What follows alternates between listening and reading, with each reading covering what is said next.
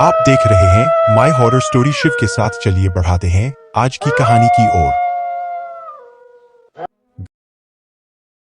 कहानी में आगे बढ़ने से पहले चैनल को सब्सक्राइब कर लेना और लाइक कर देना। एक लाइक से बहुत मोटिवेशन मिलता है। एक बार की बात है, केरल के एक छोटे से शहर में सुल्तान नामक एक डरावना कब्रिस्तान था। ऐसा कहा जाता था कि उस कब्रिस्तान में विभिन्न प्रकार के अलौकिक शक्तियां रहती थी। एक चांदनी रात को बिली, लूसी और रोहित तीन दोस्त कब्रिस्तान के किनारे पर एकत्रित हुए। अचानक उनको कब्रिस्तान से भयानक फुसफुसाहट की आवाज सुनाई दी। आवाज कहाँ से आ रही है, यह देखने के लिए वे हाथ में टॉर्च लेकर सावधानी से कब्रिस्तान के गेट से अंदर घुसे। जैसे ही वे कब्रिस्तान में दाखिल हुए, हवा तेज चलने लगी। अचानक उन्होंने एक इंसान को एक मकबरे के पास टहलते हुए देखा।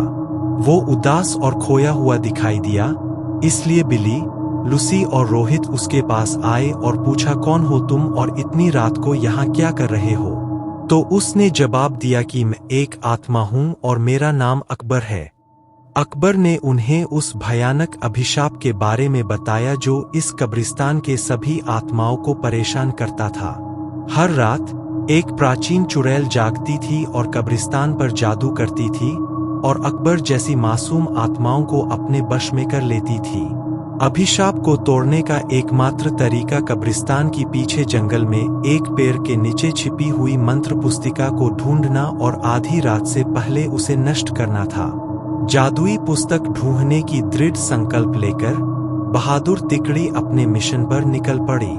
उन्होंने अंधेरे में मकबरों के बीच रास्ता खोजा जंगल में जाने के लिए, और इस बात का ध्यान रखा कि आराम करने वाली आत्माओं को परेशान न किया जाए।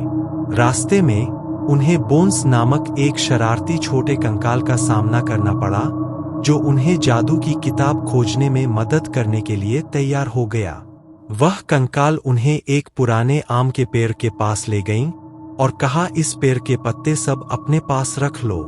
अगर ये पत्ता तुम्हारे पास रहेगा तो वह चुड़ैल तुम्हारा कुछ नहीं बिगाड़ सकती, और ये पत्ता तुम्हें जादुई किताब हासिल करने में मदद करेगा। यह कहकर वह कंकाल वापस कब्रिस्तान की तरफ चला गया। आम के पत्ते को अपने हाथ में लेकर तीन दोस्त जादुई किताब ढूंढने लगे। बहुत ढूंढने के पश्चात जंगल में एक झील के अंदर उन्हें छमता हुआ कुछ दिखाई दिया। रोहित को तैरना आता था तो उसने झील के अंदर जाकर वह चमकता बॉक्स ले आया। जैसे ही आम के पत्ते को बॉक्स के ऊपर रखा, वैसे ही बॉक्स खुल गया और चमकती जादुई किताब बाहर निकल आई।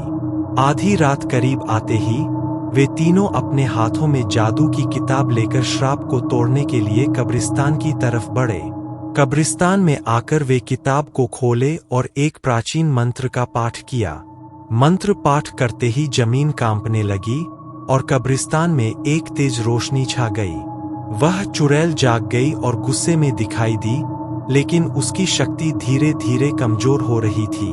उसने बिली, लूसी और रोहित को जादुई किताब पढ़ने से रोकने के लिए अपनी जादुई शक्ति का प्रयोग किया, लेकिन उन तीनों पर कोई असर नहीं हुआ, क्योंकि तीनों के पास आम के पत्ते थे जो उनकी रक्षा कर रहे थे।